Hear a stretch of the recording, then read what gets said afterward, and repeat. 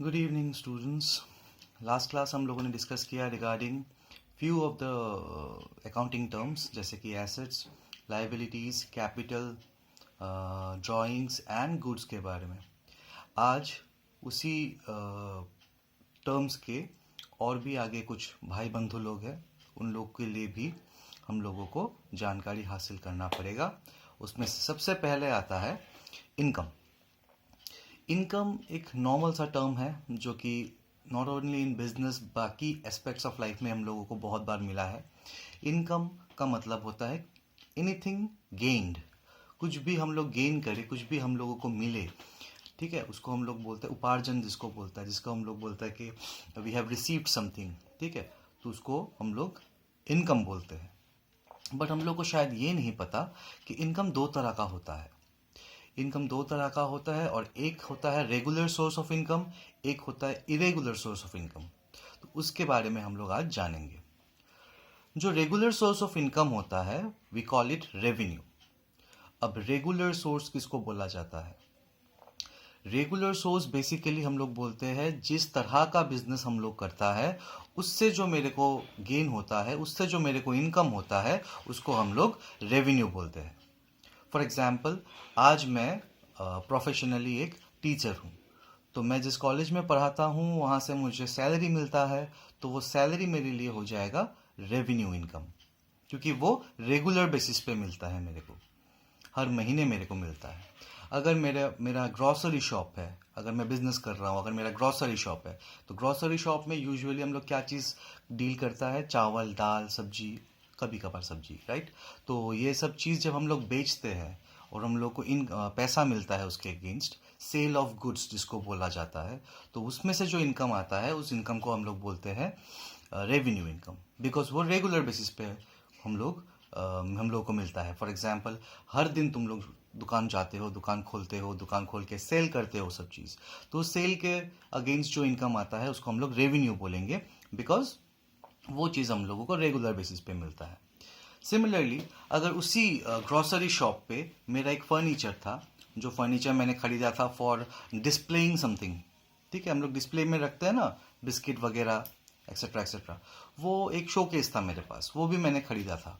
तो जहाँ तक अपना कॉन्सेप्ट क्लियर है कि शोकेस क्या है, शोकेस कंपनी के लिए एक एसेट होगा, क्योंकि कंपनी फर्नीचर खरीदा है, sorry not company, sorry my bad, business के लिए वो क्या है, एक एसेट है, और वो एसेट शोकेस करके रखा हुआ है, और फर्नीचर है। उसको जब मैंने खरीदा था एज एन एसेट खरीदा था, अब बहुत दिनों के बाद, बहुत सालों के बाद वो थोड़ा ख़राब हो गया, तो ख़राब होने की वजह से मैं उसको सेल आउट कर दिया। अब जब मैंने उसको सेल आउट किया तो मेरे को उसमें से भी थोड़ा पैसा मिला, उसमें भी थोड़ा इनकम आया। पर सोचने वाला बात यह है कि क्या ये रेगुलर इनकम है बिजनेस का? नो। वाई? क्योंकि मैं ग्रॉसरी शॉप में डील करता हूँ, मैं हमेशा बेचूंगा तो क्या बेचूंगा? चावल एंड दाल। ये इंसिडेंटली मेरा क्या हुआ, खराब होने की वजह से मुझे बेचना पड़ा, और बेचने के अगेंस्ट मेरे को कुछ पैसा मिला। So that is why it is an income, but treated as an irregular income, क्योंकि वो रेगुलर बेसिस पे हमको कभी नहीं मिलेगा। मेरा एक बाइक है, वो बाइक खराब हो गया, मेरे लिए एसेट है, तो मैंने बेचा बाइक को, बेच के जो पैसा मिला मेरे को, वो भी मेरा इनकम है। बट क्या इनकम है वो? इरेगुलर इनकम है।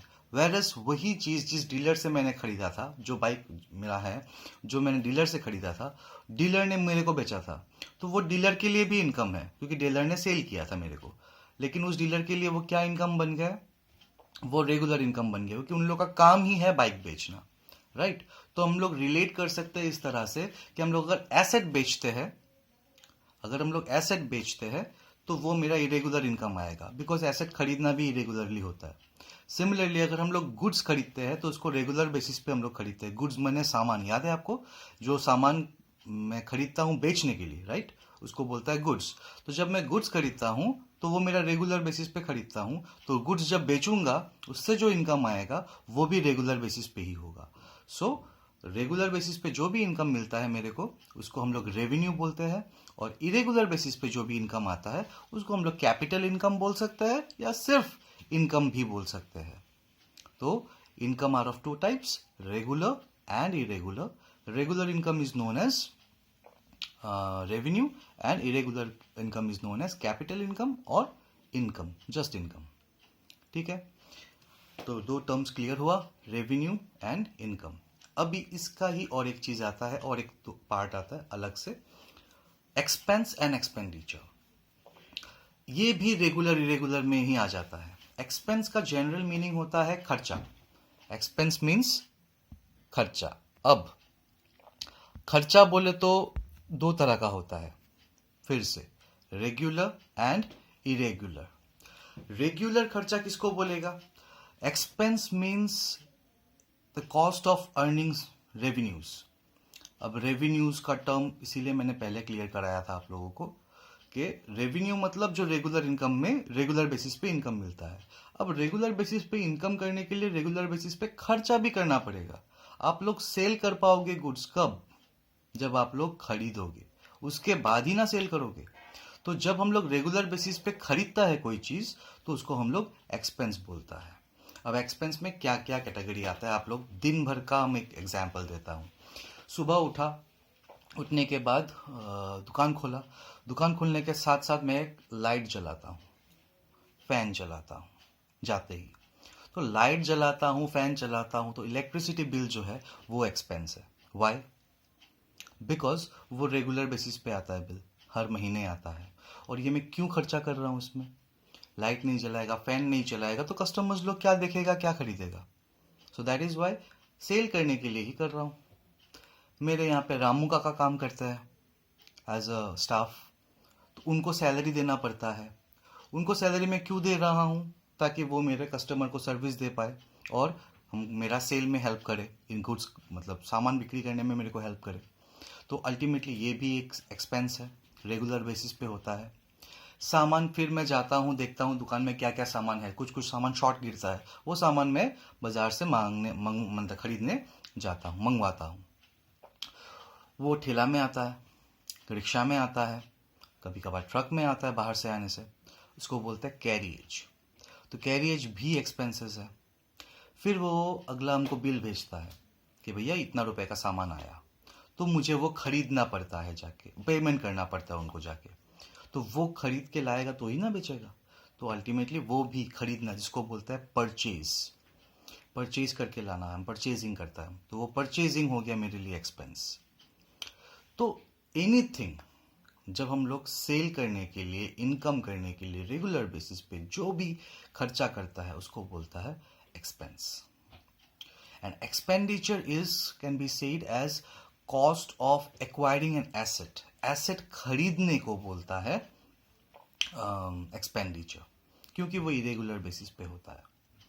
अब मैं गाड़ी खरीदा, अब मैंने बाइक खरीदा, दुकान के लिए मैंने बिल्डिंग खरीदा, दुकान के लिए मैंने ज़मीन खरीदा, दुकान के लिए मैंने फर्नीचर खरीदा, दुकान के लिए मैंने मशीनरी खरीदा। वो रोज़ रोज़ नहीं खरीदूंगा, वो फ्रीक्वेंटली नहीं करूंगा, वो रेगुलर बेसिस पे नहीं करूंगा। सो वो उसमें भी मेरा पैसा गया, but we will term it as expenditure, not an expense. बहुत स्टूडेंट्स लोग यहीं पे गलती कर देते हैं कि वो लोग डिफरेंशिएट नहीं कर पाते एक्सपेंस एंड एक्सपेंडिचर में। सो टू बी वेरी प्रिसाइज, जब हम लोग एसेट खरीदते हैं ये एक्सपेंडिचर है, एसेट के अलावा और कहीं भी कुछ भी खरीदते हैं तो दैट इज एक्सपेंस। कहीं पे भी पैसा जाता है तो वो हो गया एक्सपेंस। अब तुमने पेन, पेंसिल, रबर खरीदा, तो मैंने लास्ट क्लास में आप लोग को बताया था कि पेन, पेंसिल, स्टेशनरी, ये सब आइटम्स हम लोग कभी भी इसको एसेट नहीं बोल सकते हैं।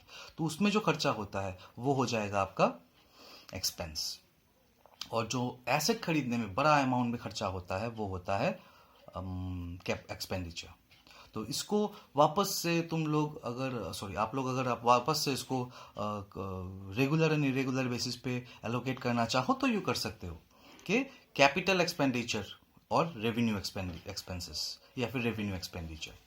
तो कैपिटल एक्सपेंडिचर क्या होगा? जो हम लोग एसेट खरीदते हैं। रेवेन्यू एक्सपेंडिचर क्या होगा? जो हम लोग रेवेन्यू अर्न करने के लिए खर्चा करते हैं, दैट इज रेगुलर बेसिस पे। सो रेगुलर बेसिस पे इनकम हुआ तो रेवेन्यू, रेगुलर बेसिस पे एक्सपेंस हुआ, खर्चा हुआ तो एक्सपेंस। इरेगुलर बेसिस पे इनकम हुआ तो कैपिटल इनकम, इरेगुलर बेसिस पे अगर खर्चा हुआ तो एक्सपेंडिचर। तो ये चारों कॉन्सेप्ट आप लोगों को याद रखना पड़ेगा, expense, expenditure, income and revenue. ठीक है, ये जितना स्पेसिफिकली आप लोग क्लियर रखोगे उतना ही आप लोग के लिए आगे जाके आसानी होगा प्रैक्टिकल सम्स करने में।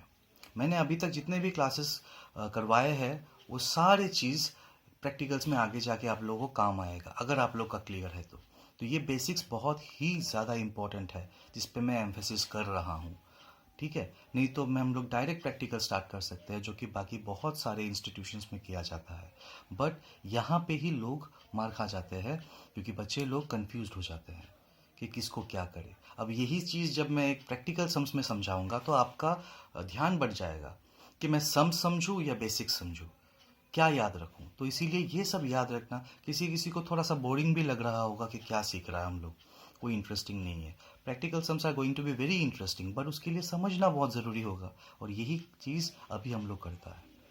ये पोर्शन थोड़ा सा बोरिंग है क्योंकि हम लोग नया नया सीख रहा है, बहुत कुछ चीज़ थोड़ा सा इधर उधर होता है।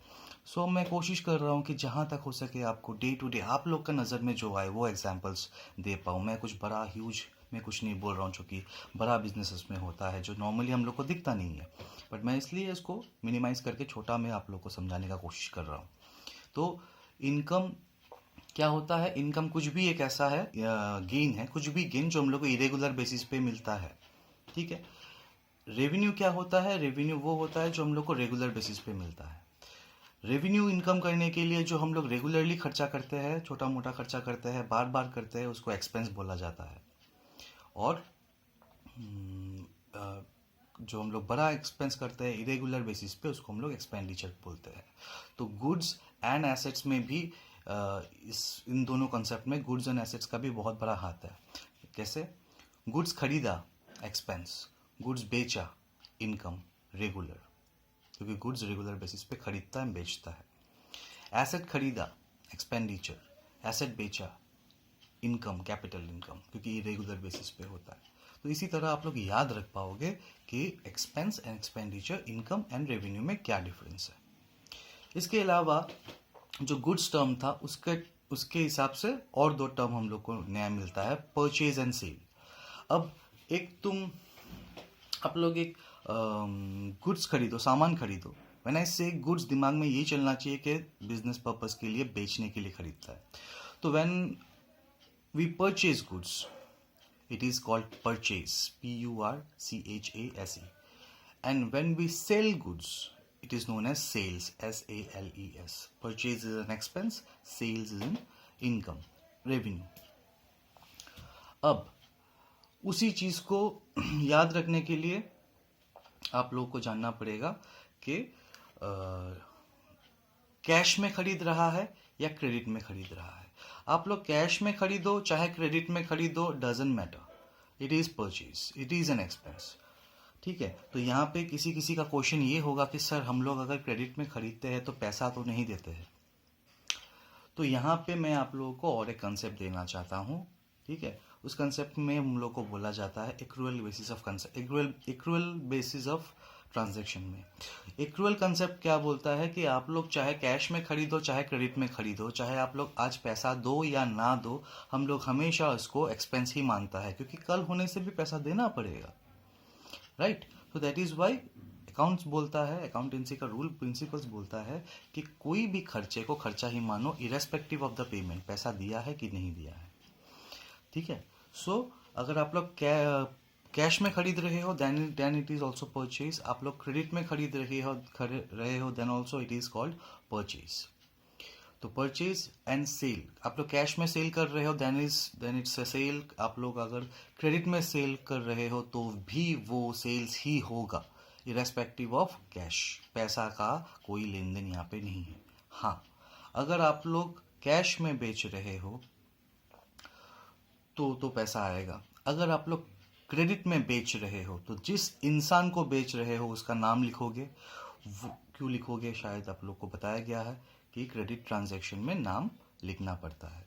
तो जिस इंसान को बेच रहे हो उस इंसान को बोला जाता है डेटर। जिस इंसान को बेच रहे हो आप उस इंसान को बोला जाता है debtor, DEBTOR। So who is a debtor? Debtor is a person. A debtor is a person to whom goods are sold on credit.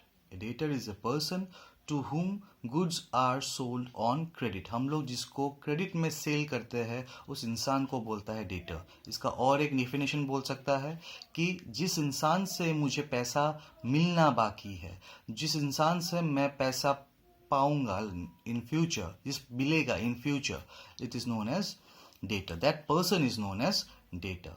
ठीक है, debtors are those persons to whom goods are sold on credit, और the debtor are those persons who owe the business. Business, उस business को देना है उसको, तो वो आदमी हो गया डेटर।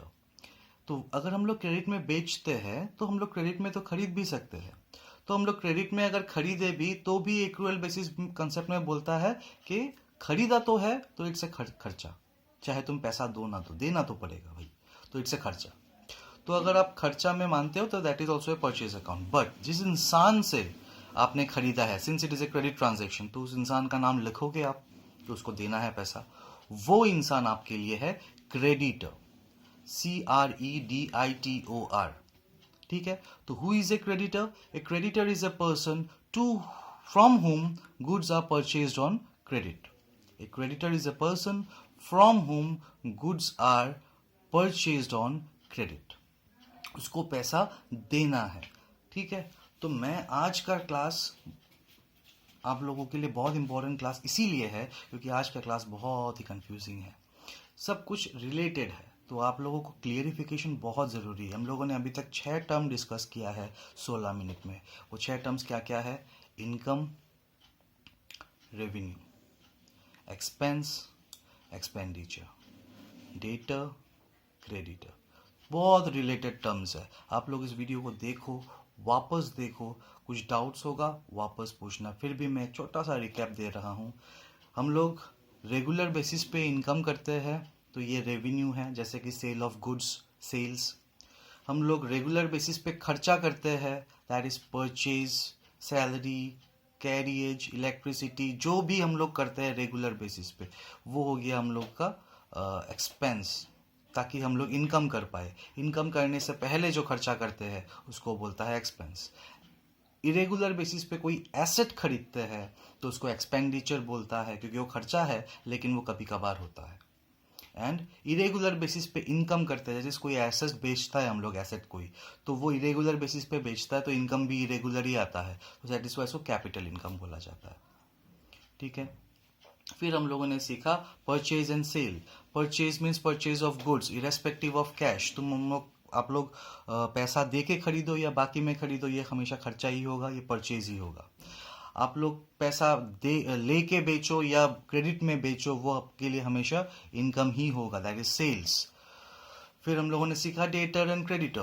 कैश में सेल किया या कैश में परचेज किया तो वो इंसान का नाम हम लिखेगा ही नहीं, मेरे को ज़रूरत ही नहीं है उसके साथ कोई ट्रांजैक्शन हुआ है क्या लिखने का, बिकॉज मेरे को खाली मतलब है कि कितना रुपये आया या कितना रुपये गया, उतना रिकॉर्ड करने से हो जाएगा, that is purchase and sale. लेकिन अगर हम लोग बाकी में करते हैं तो नाम लिखना बहुत ज़रूरी होता है, बिकॉज आगे जाके भी उनसे ट्रांजैक्शन होगा। सो जब हम लोग नाम लिखते हैं तो जिसको बाकी में बेचा है, जिसको बाकी में सेल आउट किया है, जिसको बाकी में बेचा है, जिससे पैसा मिलेगा मुझे in future, that is a debtor, that person is a debtor. वो इंसान को डेटर बोला जाता है। और जिस इंसान से हम लोगों ने खरीदा है कोई सामान क्रेडिट में बाकी में, वो इंसान हो गया क्रेडिटर, क्योंकि उसको पैसा देना पड़ेगा। ठीक है, इज इट क्लियर? तो creditor is also a liability. अब मैं लाइबिलिटी का भी याद करा दूं। लाइबिलिटी मतलब जो उधार रह जाता है, तो उस इंसान को मुझे पेमेंट करना पड़ेगा, तो वो मेरे लिए लाइबिलिटी है। And debtor is an asset because कल को मुझे मिलेगा बेनिफिट इन फ्यूचर। ठीक है, तो इसीलिए वो मेरा एसेट बोल सकता है कि debtor is an asset because कल को मेरे को उससे पैसा लेना है, वो इंसान मेरा संपद है, मेरा एसेट है। ठीक है, तो ये 6 टर्म्स हो गया आज के लिए। आप लोग क्लियरिफाई करो, कुछ डाउट्स होगा you can add in the comment, और या फिर आप लोग मेरे को पर्सनली मैसेज कर सकते हो, मेरे जिसका पास मेरा नंबर है। So this is all about today's class. मोटा मोटी हम लोगों ने एक आइडिया ले लिया है बेसिक टर्म्स का। इसके अलावा और कुछ टर्म्स अगर हम लोग को कभी मिलते हैं तो मैं जब उस टर्म के बारे में हम लोग चर्चा करेंगे तभी हम लोग तभी मैं समझा दूंगा वो चीज़। फिलहाल यही कुछ बेसिक टर्म्स है जो हम लोग बार बार यूज़ करेंगे आगे जाके। सो नेक्स्ट क्लास में हम लोग और थोड़ा आगे बढ़ेंगे regarding practicals. And next class बहुत ही ज़्यादा इंपॉर्टेंट है because I am going to discuss about the double entry system which will be used while solving problems while recording transactions, जो कि बुक कीपिंग हम लोग को सिखाता है। सो नेक्स्ट क्लास आप लोग प्लीज़ अटेंड कीजिएगा, अच्छा से डिस्कस करेंगे हम लोग कि कैसे क्या होता है डबल एंट्री सिस्टम में। ठीक है, सो आज के लिए इतना ही। नेक्स्ट क्लास हम लोग वापस मिलेंगे। Thank you for attending the class.